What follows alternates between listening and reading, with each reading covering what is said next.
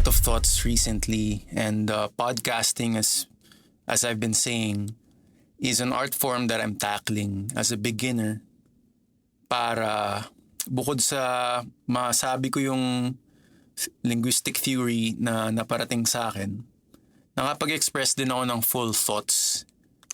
At I'm sure at this point, I'm getting, if not getting parang psychic criticism, I'm getting status anxiety. I am receiving status anxiety. One from people who used to be able to talk this way. Sa Tagalog, dun sa mga taong nakakapagsalita naman talaga dati.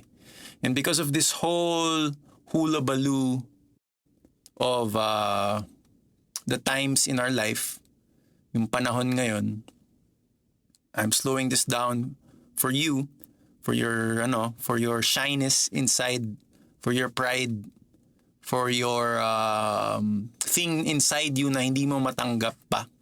Na baka kasi wala kang alam sa itsura ng time beings na tinatawag ko in the someday dream kind of lore, which is my artwork, right?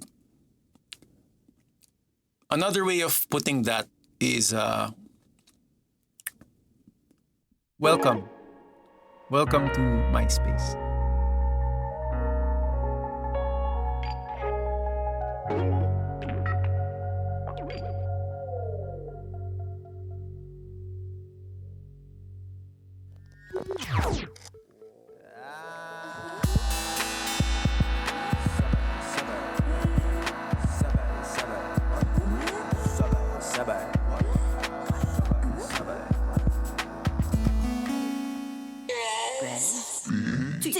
Rezbt-S Podcast.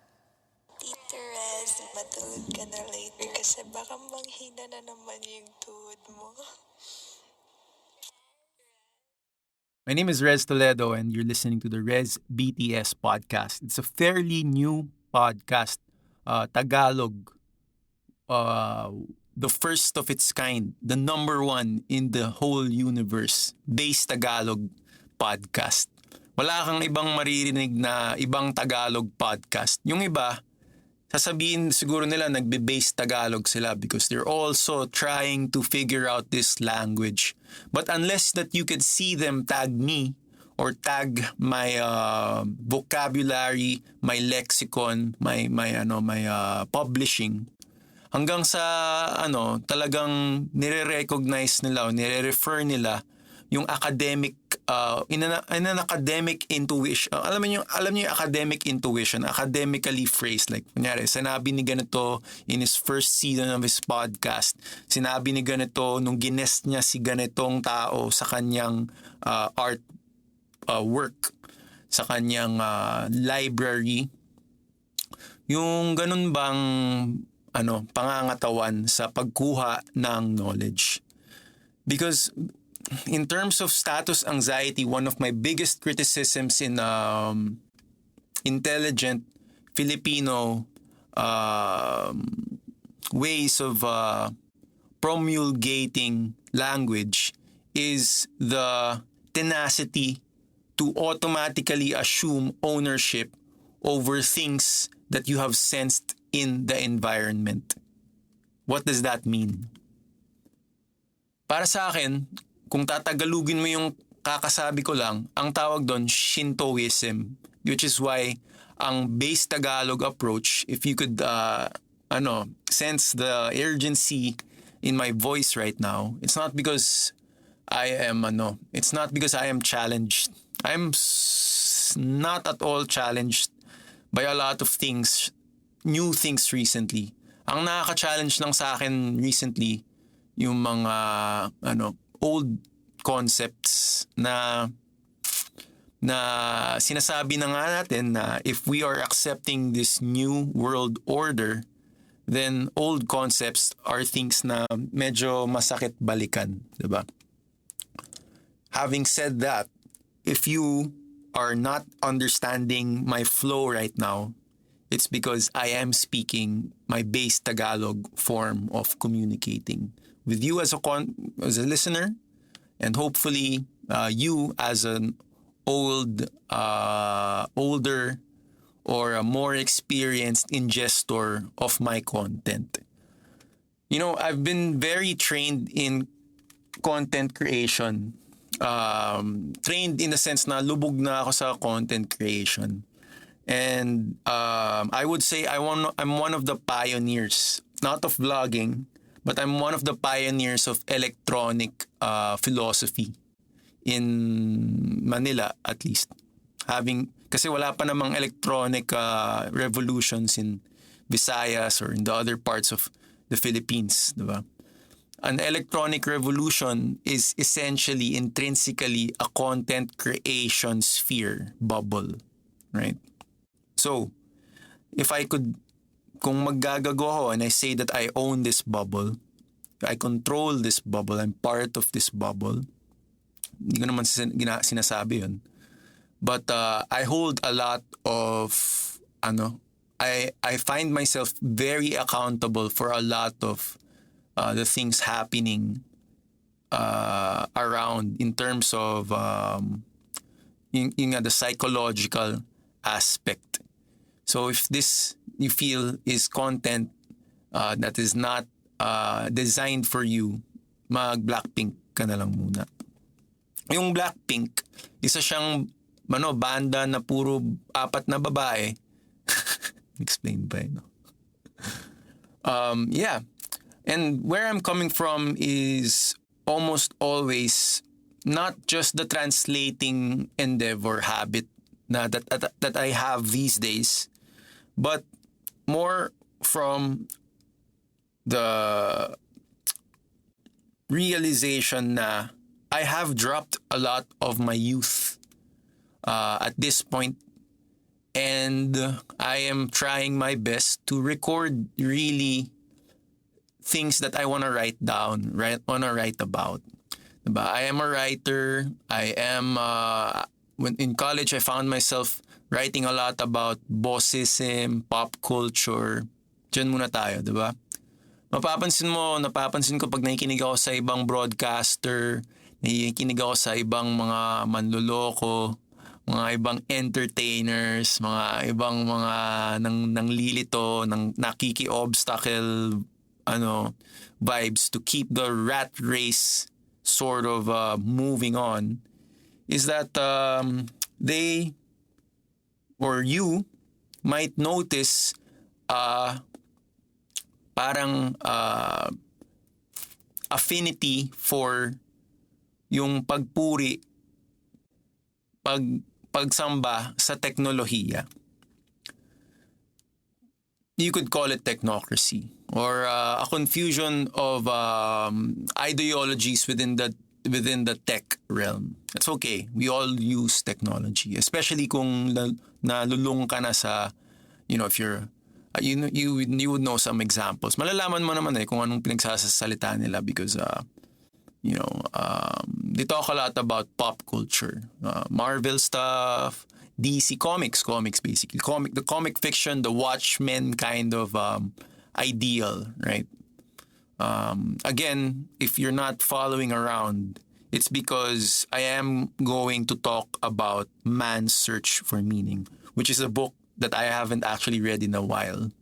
I've probably read it maybe twice for a book report a couple of years ago. But I'll just share you for now my favorite stuff about it. Man's Search for Meaning is a really important book in human history. It's written by Viktor Frankl, who was a survivor of the Holocaust. And if you find this horribly geeky, it's because hindi mo inaabot to sa college. Pag di mo inaabot to sa college, sabihin malamang hindi ka aware sa real relevancy ng human history during World War II. And in your head, it's like, history. Alam ko na yan. History. Si ganito yung pumatay sa ganito, nagka-ed sa ganito, ganyan yan. History. Diba? Yung mga tanga, ganun lang yung history sa utak nila. wala silang solidarity dun sa Tagalog na part ng international community. Ang kala nila ang Tagalog na nangyayari lang sa Pilipinas or sa Manila lang. Ano yan? Kabobohan yun. Dahil marami ng matagal nang pinapakinggan yung mga Tagalog, I would argue. So given that weird aspect of your kakulangan, diba? Ang Pinoy kasi, mga Filipino, lalo na sa Filipino language, is never been tackled, Filipino politics or it's never been tackled kung bakit tanga yung mga Pilipino, diba? Tanga sila sa ibang language, sa ibang kultura.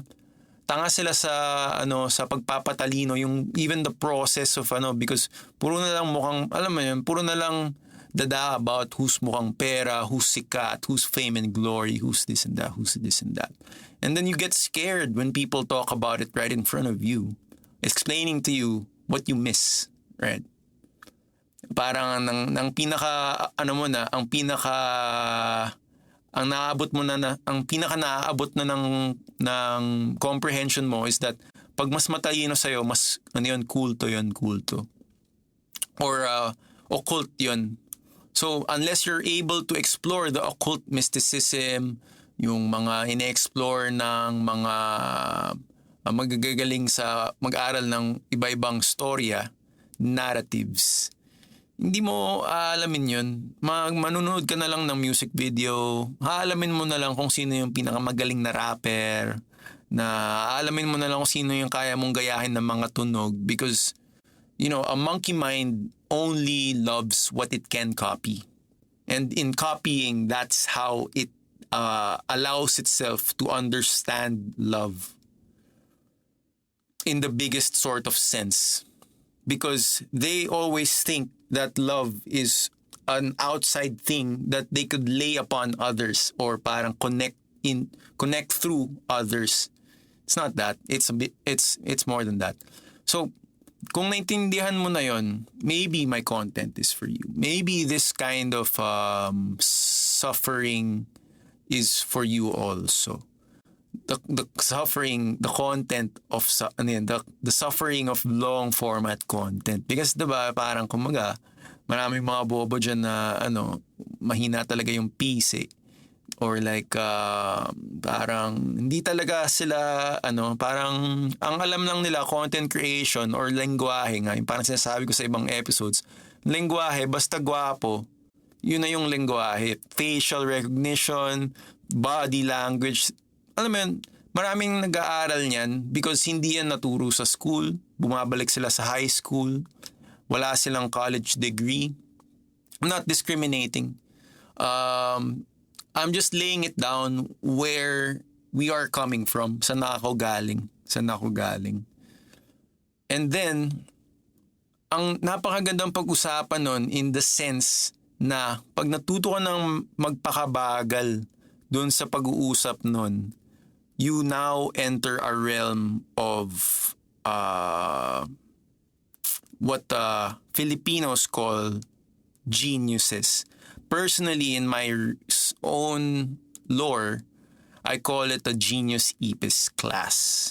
Ang general term ko dito is genius epis class, which for me, kasama na dito yung hive mind ng mga Pinoy mentality, insectoid kind of way of pamumuhay, nakaw-nakaw with two sort of kakakain mo ng Jollibee, yun na yung panggalaw mo. It's kind of explained very briefly. If ganito ka makipag-communicate for 5 years, 10 years, yung brain mo will map it such that your language is your thumb. A thumb typing language, which is something that I learned from another podcast that was historical in a sense. And I'm not sure if I'm using this word right. The propensity for that is tolerated in our culture. So pag-isipan mo mabuti yun, yung pag sinasabi ko yung ganun. What of the other limbs, right? Diba? So you're this rich. Eto, wala. Napakasakit nun maintindihan para sa ibang tao kasi unang-una, konti na nga lang yung nagtatagalog tapos they're also parang they don't get words that much.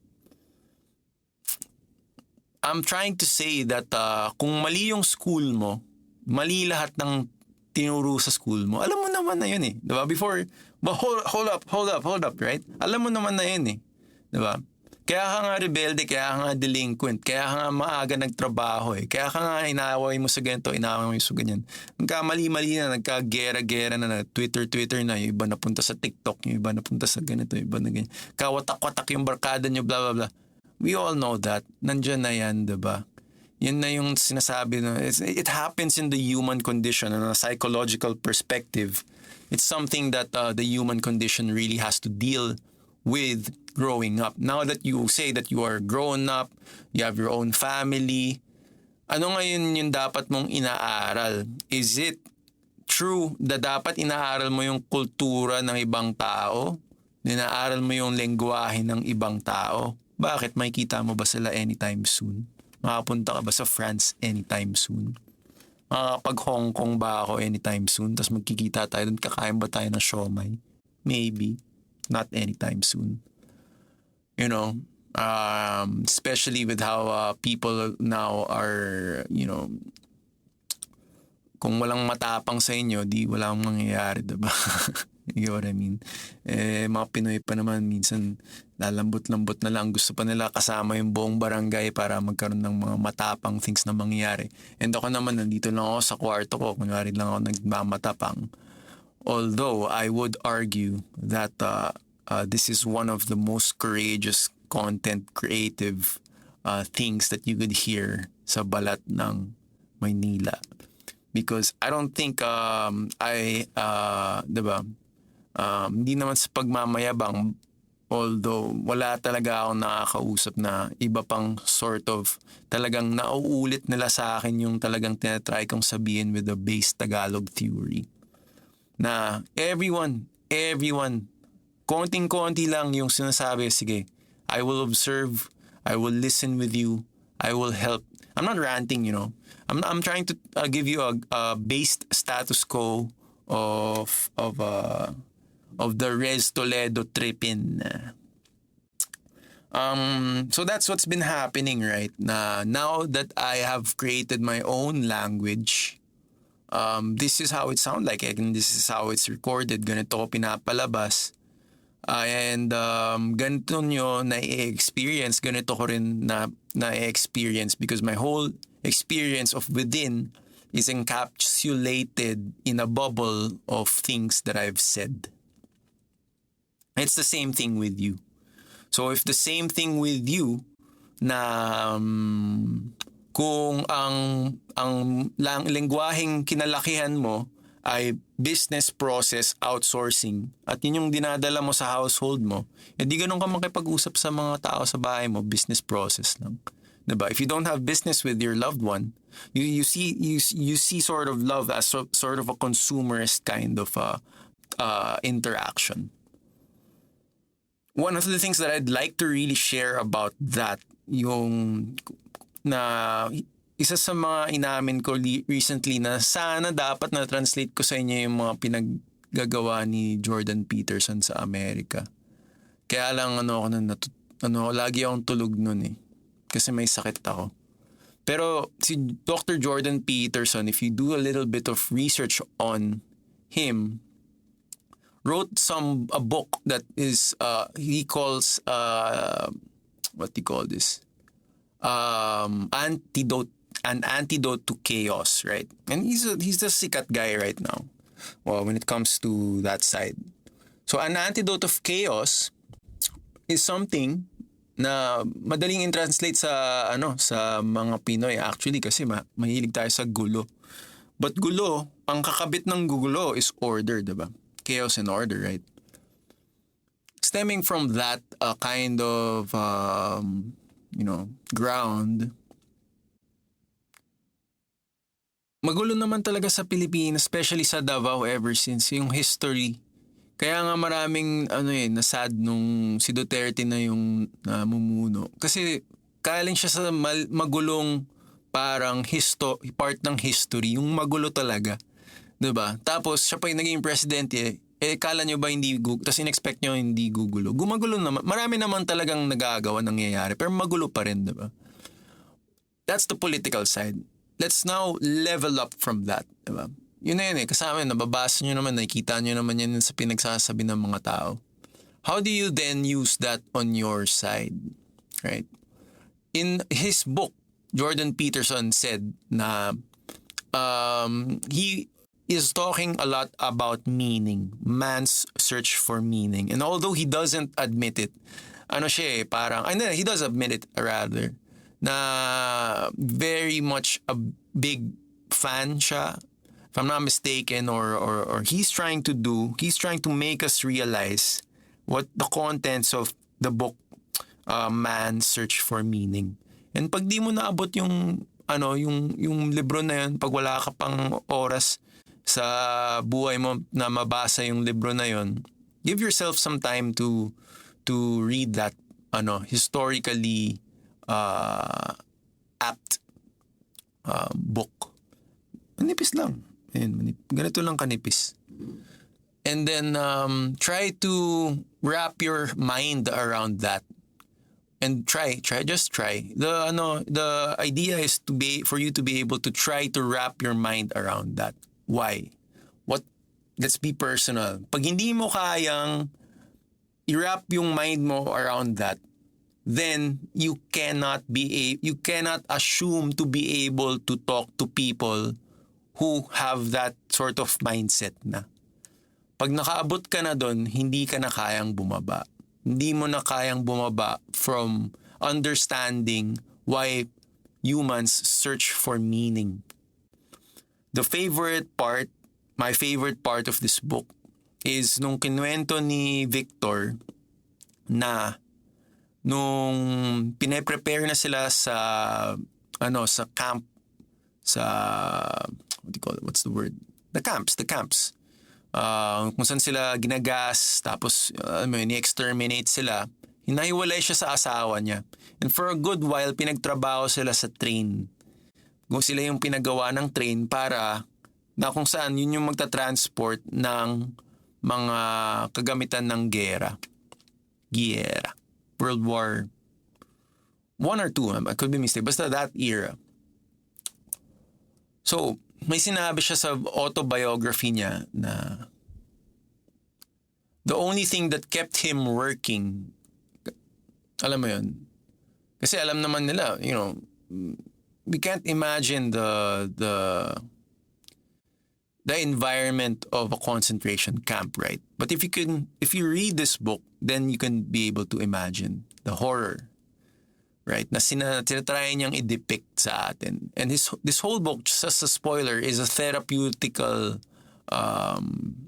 narrative para dun sa mga naka-experience nun or yung mga nakanood nun, diba? That trauma in the human condition. So sabi niya, yung favorite line ko dito na iniisip niya na lang yung asawa niya para makapagtrabaho siya. Para makapagtrabaho siya dun sa train, para makuha niya yung lakas kasi hindi ka naman usually nakakakuha ng lakas from yung food. Tinitipid din. Parang daga nga sila, diba? So, yung food doon na sinasabi nilang pagkain nila, hindi yun enough. Ang sabi ni Viktor Frankl, inisip niya na lang yung asawa niya para makapagtrabaho. That kung nag-create siya ng mga fantasy ng niyan, hindi niya alam kung nasan yung asawa niya noon, or I think yung asawa niya that time, right? So that is my favorite part of the book, the man's search for meaning. And again, I just like to reiterate para hindi ako jump kasi yung iba parang nalilito pag nag-jump na ako, swipe na. O sige na, ikaw shoe fly, don't bother me. That's a joke.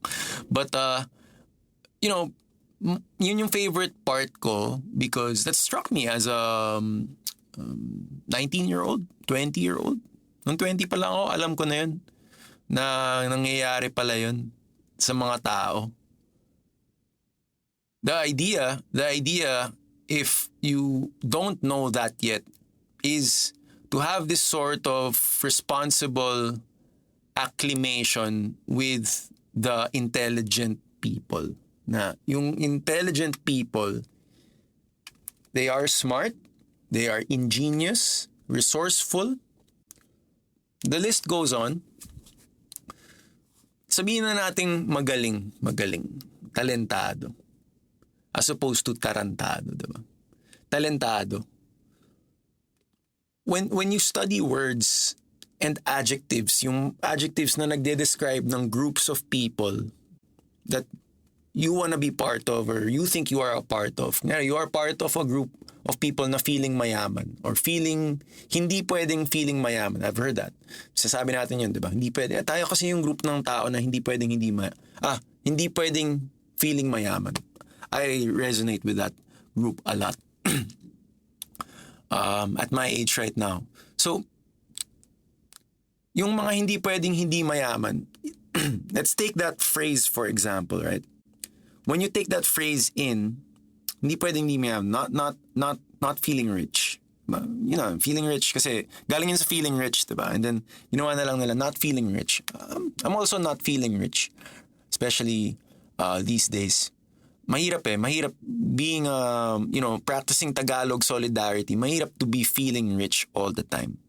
Mahirap to be feeling rich when yung nakikita mong dapat hindi feeling rich ay hindi naman talaga rich. Alam niyo yung mga ganun. May marami kasi talagang tanga eh. Tanga na, pipino pa. Yung walang sense ng patriotism, walang sense ng location, walang sense ng math. Ang alam lang nila, busy. Ang alam lang nila, work. Pero pag tinanong mo na sila about life, wala na. Wala sila, di sila buhay. I would argue. Di sila buhay, man. May nagtawag sa ganyan, somnambulists, sleepwalkers. Tulog yan. Ano yan? Di ka nga kinakausap eh.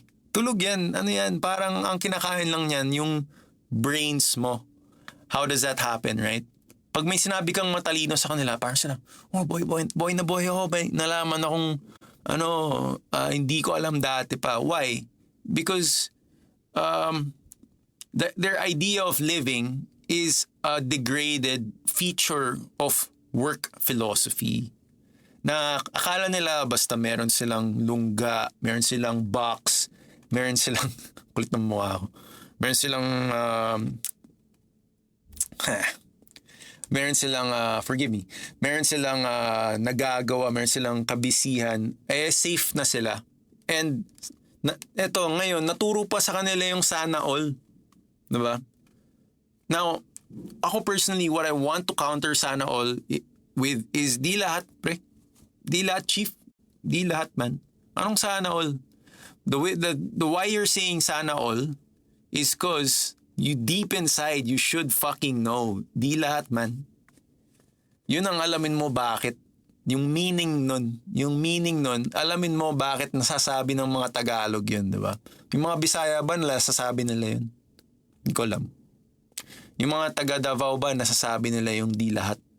O nandun pa rin sila sa sana all? Nandun pa rin sila sa kontento na? Puta, isa pa yun eh. Di ba? Kontento na. Basta masaya ka na sa ganito, kontento ka na sa ganun. Masaya ka na sa ganito lang, kontento ka na sa ganun. Tama ba naman yun? Diba? Tama ba naman yun sa mata ng mga taong never nakokontento? O anong sabihin mo sa mga taong ganun? Man's search for meaning, bro. Man's search for meaning is something that you have been lacking. Sa mga babae, I always divide na kayo eh. Para sa akin, may mga lalaki dito. Yung mga lalaki, wag niyong kukulitin yung mga babae. Yung mga babae naman, wag kayong maghunting dito hindi to dating channel. Please. Anyway, so yung mga babae nag-aaral, right? Sa inyo naman, pag-isipan nyo mabuti. Ano yung nagkulang, di ba?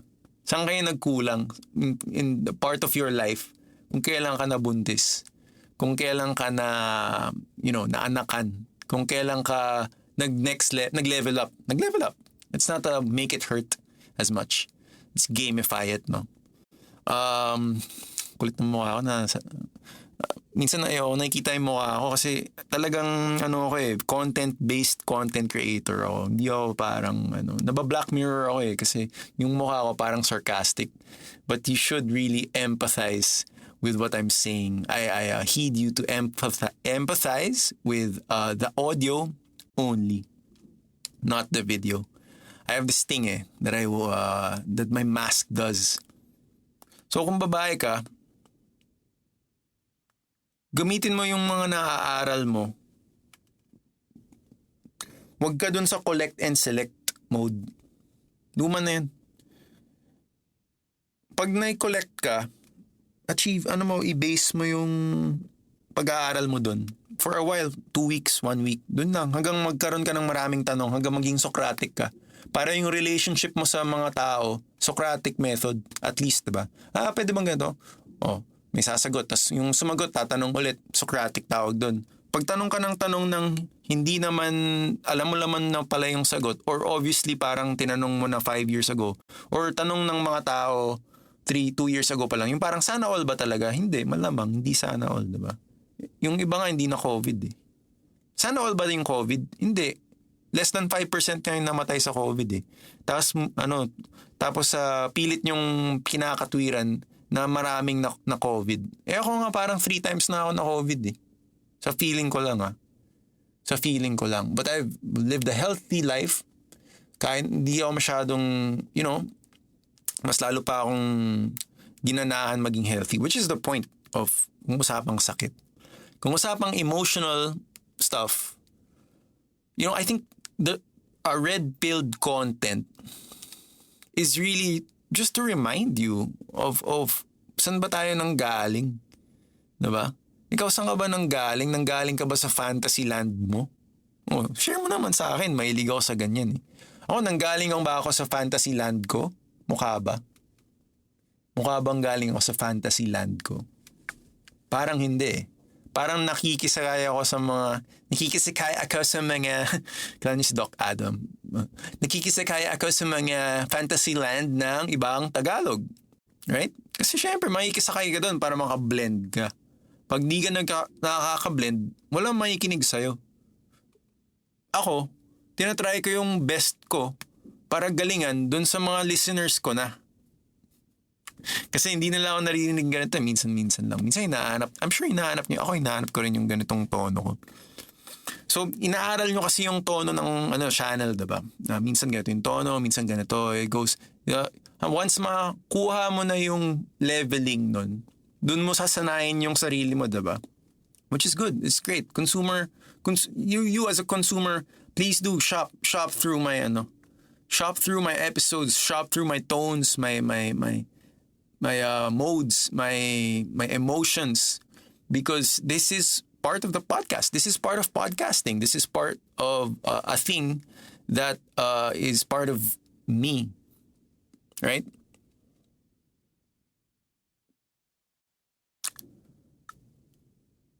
Now, when talking about this thing, I really do try to smile a lot. But that smile, I would say, would be reminiscent of my performance days pa. Used to perform for coliseums, stages. Inabot ko yan lahat nung bata pa ako. So, sanay talaga ako singing to a whole huge crowd who has memorized my songs. Memorized them by heart. They sing it Tapos nataas yung kamay nila. Totally different topic, music. So, how I've been able to write about this is countenance, episode 30, I think. Countenance, facial expression as an introductorial trigger to understanding technocracy. That's, I think, episode 30 of this podcast. Because if we want to really teach technocracy, if we really want people to get into the 2.0 mode. Diba? Diba? Or maintain that 2.0. Huwag na tayo dun sa 3. Lagi na ng 3 eh. 2.0 mode, if you want to maintain that, I think then, yun nga, this show isn't about, as a person, excuse me, Tagalog, this show isn't about, what do you call it?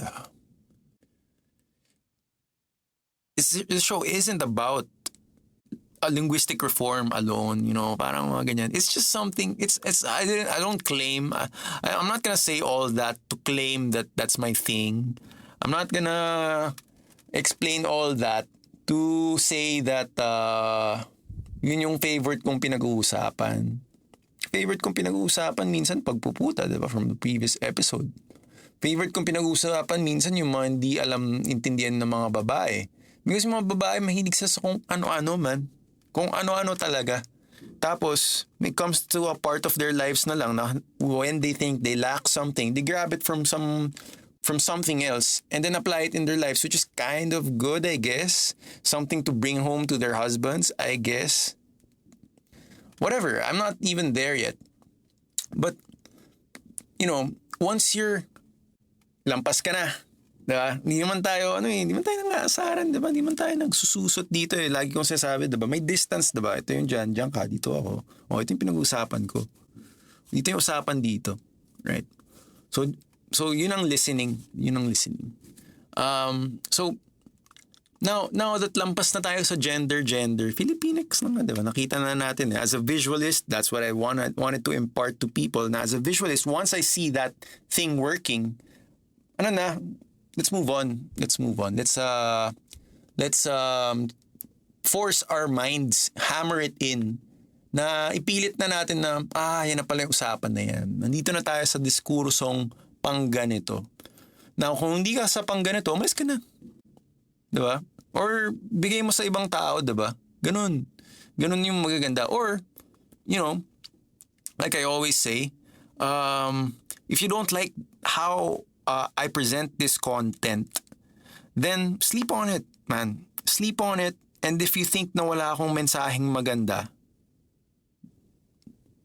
sabihin mo naman sa akin kung hindi maganda yung mensahe ko. Pero kung maganda yung mensahe ko for today, sabihin mo rin sa akin.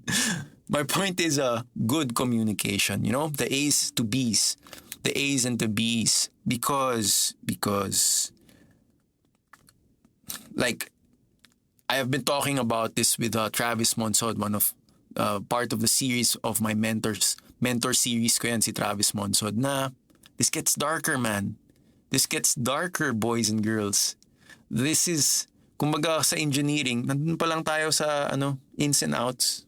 Ito, dito yung lalabas. Ito, dito yung ins and outs pa lang to. TikTok pa lang to, guys. Saksakan pa lang. Hindi pa pina-power up. Wala pa tayo dun. It gets darker because we have to learn these things unless you want to maintain your slave status for the rest of your generations. Diba? Kasi may mga dumarating sa buhay natin na ayusin yung generation mo, ayusin yung pamilya mo. Sa next generation nyo, mas maayos pa. Ang role mo lang naman is, lalo na pag lalaki ka, ang role mo lang naman is panatilihing nangyayari yon sa next generation. Kung di mo kaya yon at nakikita sa'yo ng mga babae na hindi mo kayang gawin yon sa generation mo, di sila yung gagawa mismo. Diba? Sila yung, the women will make the killing for you. The women will make the killing instead of you. Diba? Kaya ka iniwan. Ouch! Ouch! Ganun makipag-away yung mga ibang babae. Ganun makipag-away yung mga ibang babaeng hasa sa feminismo, diba? Kasi yung feminismo, yan yung killer intelligence ng mga babaeng sawa na sa mga lalaki, diba? Sawa na sa kalalakihan, sa maleness. So that's another banat na on gender, which is it's just part of biology, right? Biology. So back to sciences and language, there's a lot of parang there's a lot of ways the Filipino mindset, but you say the toxic Filipino mindset assigns things in the wrong bins kind of thing. So now, having said that, isipin nyo sabog lahat. Sabog. O, ba't ka ngayon mag-assign? Ito dito to. Parang, alam mo yun, may sabog na thing, tapos nilagay mo dun yung, parang ni-numberan, parang CSI, parang, alam mo yun, parang yung trip mo is, ninanumberan mo yung special clues dun sa sabog na thing. Kung nag-aaral ka ng abstract art at kasabugan, kung yun na lang din ng inaaral mo, pakasabog na lang din tayo, diba? Sabay pa tayo, diba? Kung gusto mo. Diba? Ganun na lang gawin natin, diba? And mas okay pa yun actually. Pero kung yung meron tayong tinatry na gawin about the society on an individual level, I think dapat mas makinig ka pa sa mga taong may sinasabi talaga that resonate with you. Which I've always been saying, if this doesn't resonate with you, don't waste your time on me, man. Don't waste my time. Diba? Don't send me highs and hellos.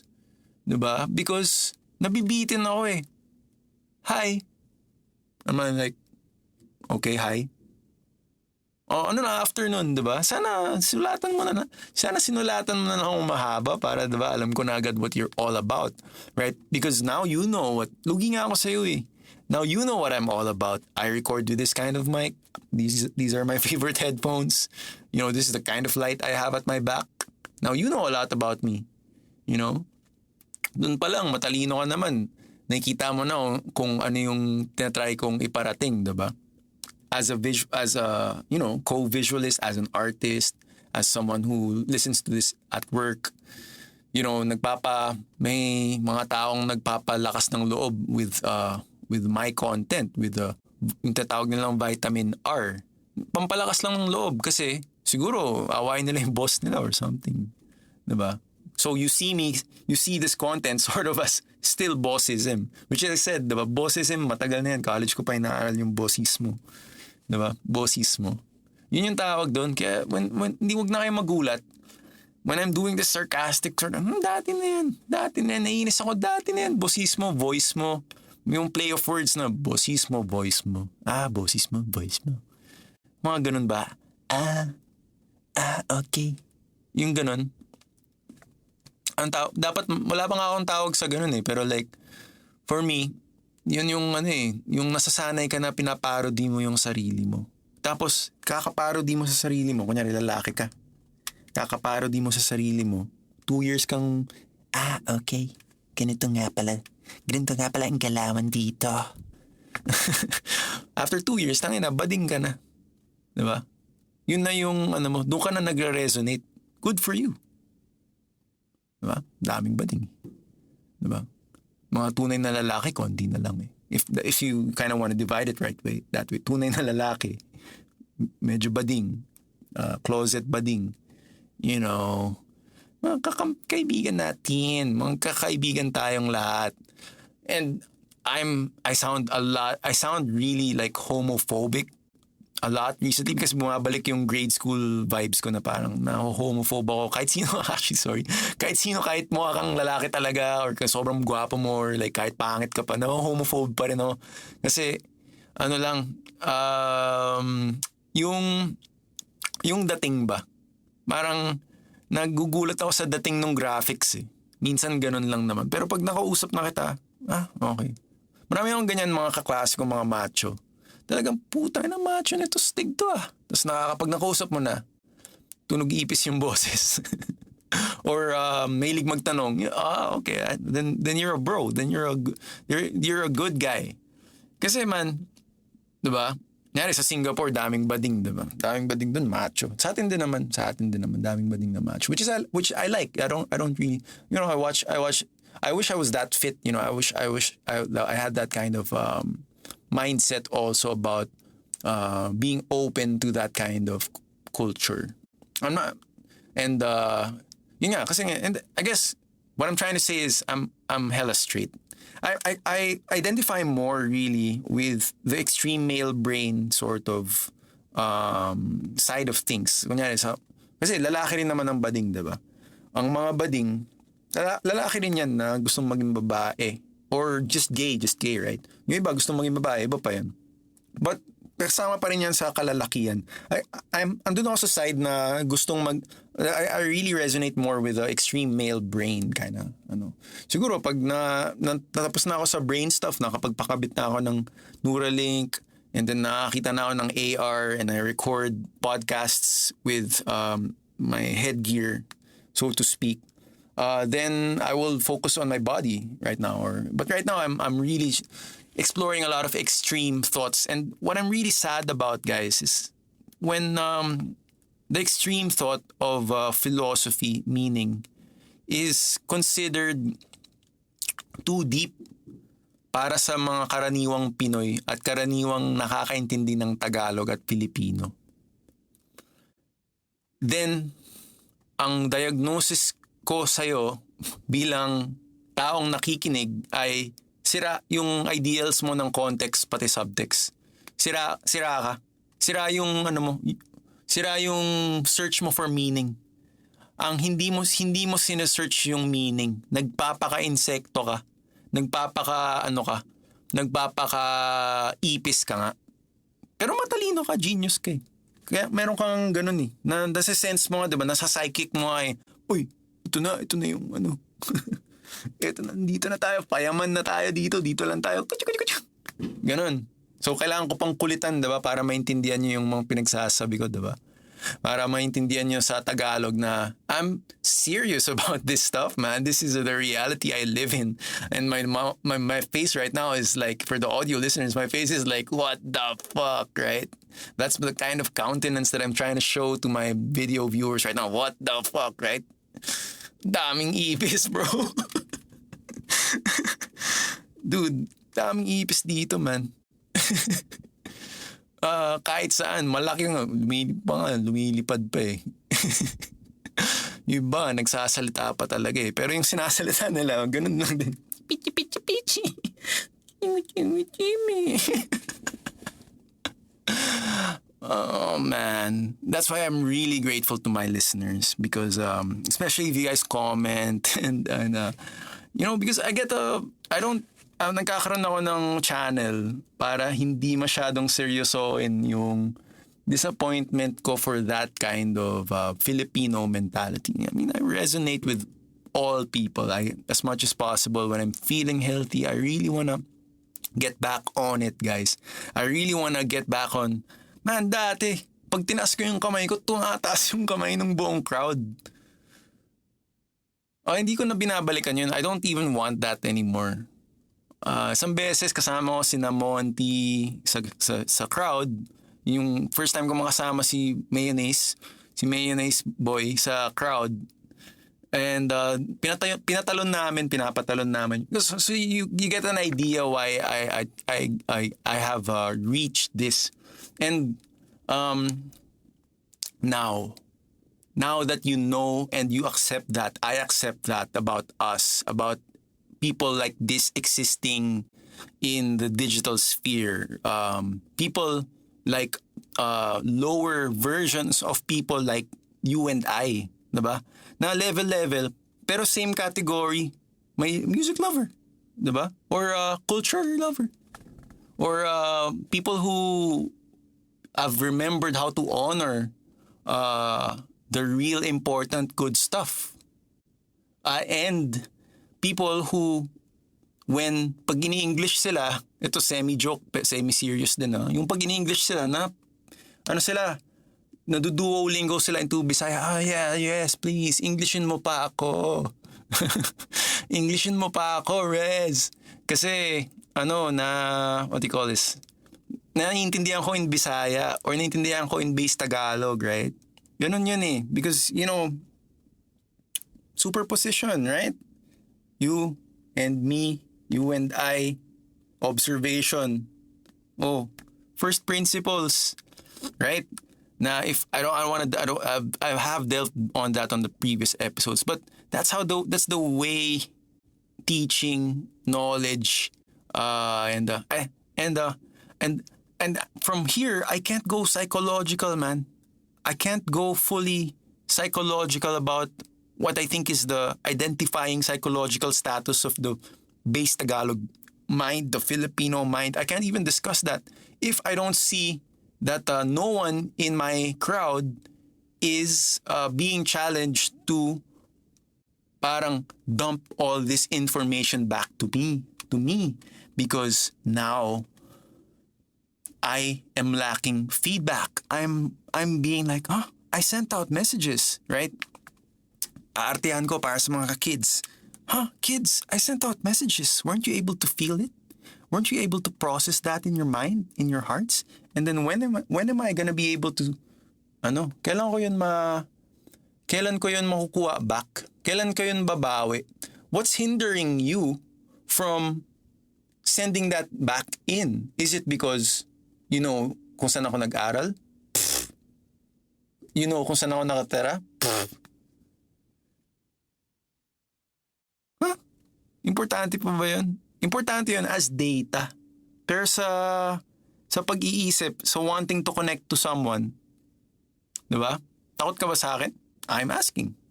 You know, would I be able to? Do you think you could be able to reason out with me if you want to debate with me? I'll show you a way then. I'll show you a way then on how to debate me on stuff properly, na hindi ako gagawa ng video about you or about or di kita I don't know, man. I'm very young. I'm 29. Sometimes I think I shouldn't be podcasting. I shouldn't be really saying my opinions publicly and trying to be a public intellectual. Trying to call myself all these things because it hurts my pride to also involve other people na nape-pressure dahil dun sa mga pinaggagawa namin. Diba? Marami kami. Marami-rami. Diba? Marami-rami kami. Mga 6 ako eh. And so I really try to wanna take it there, you know. If you're listening to my tone, I kind of want to take it there, guys. I kind of want to bring you there so that we could talk about more dangerous things that would explain away what you feel, that would explain away kung ano yung na tinatry kong sabihin with base Tagalog, which is just coming back to base Tagalog. Why I'm super passionate about this is because we are exploring the Shinto angular approach kung saan pinagko-combine natin ang mga lost missing links ng Japanese culture na na-embed sa sa Pilipinas with the approach of measure and the approach of careful study. The brain drain is caused by an unwillingness to understand language. Saan nyo natutunan yun? Yun yung tinatanong ko lagi as base Tagalog. Saan ba natutunan yung unwillingness to learn language? That kakulitan, that yung mitigate, especially yung na-develop na mitigated speech around unwillingness to learn orders, thoughts, chaos, expressions of chaos. You know, I never wished to really put this down on writing, on recording, but the accountability of having a podcast, of growing with listeners is, you know, parang yun yung ginagawa kong happiness ko ngayon eh, diba? Nagiging happiness ko na yung makapag-express ng hindi to frustration. A lot of people say, triggered. Parang ganyan, diba? I'm learning a lot from one of my mentors na parang using really my persona as like a shield effect. And I thank you for that if you're listening. So the Rezbt-Toledo effect, kind of whatever. Because I have to, you know, parang ganun na yun eh. Dati nga, meron pa akong tawag sa ganun. Yung talagang inaabot ko pa yun eh. Yung parang talagang ginagawan ako ng standee. Anyway, so that kind of effect, napasan mo na yan. wini-welcome naman kita eh. Kumbaga, wini-welcome naman kita to understand the real me, to sort of study what I like to talk about. If you feel that I'm ranty about things, if you feel that I'm making sense about something though, then if you can't resonate with that, then maybe resonate with something even easier. Break that down into 20 steps and then pick the one that you like. I like that, right? Then comment, I like that. Use your pinkies, use your other fingers. I like this, I like that. This is the way we could parang move forward with the grade school kind of stuff. Para and this is my way of saying that this could get a lot more interesting. Not darker, not more colorful, but just could get a lot interesting in terms of what I could extract from myself. What thoughts I could extract for myself for the purpose of finding the next base Tagalog trope. Finding the next part. Alam mo yun. So kasama niyo ako sa paghahanap nung next finish line. Because you know where we're at. You know where I'm at. This is the voice of Rez Toledo. My name is Rez. And this is Tagalog na Someday Dream Rezbt-S podcast. Out.